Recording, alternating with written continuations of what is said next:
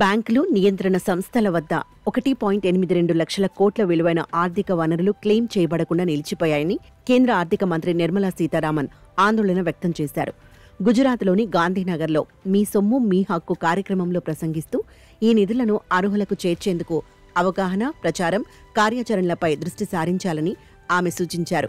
ఈ నిధులు బ్యాంకు డిపాజిట్లు, బీమా, ప్రావిడెంట్ ఫండ్ పేర్ల రూపంలో బ్యాంకులు, ఆర్బీఐ, సెబీ వంటి సంస్థల వద్ద ఉన్నాయని ఆమె తెలిపారు. క్లెయిమ్లు పరిష్కరించబడకపోవడం వల్ల ఈ నిధులు సరైన లబ్ధిదారులకు చేరడం లేదని ఆమె వివరించారు.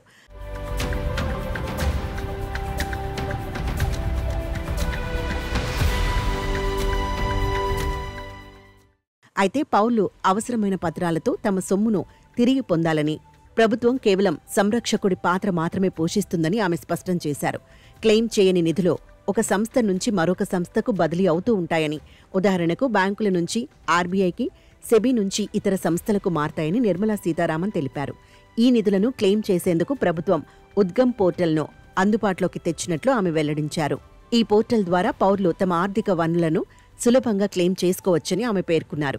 బ్యాంకు అధికారులు పౌరులకు అవగాహన కల్పించాలని, అవసరమైతే గ్రామాల్లో ప్రత్యేక స్టాల్స్ ఏర్పాటు చేయాలని ఆమె సూచించారు. క్లెయిమ్ చేయని నిధులను అర్హులకు చేర్చేందుకు అధికారులు ప్రత్యేక చొరవ చూపాలని కేంద్ర మంత్రి విజ్ఞప్తి చేశారు.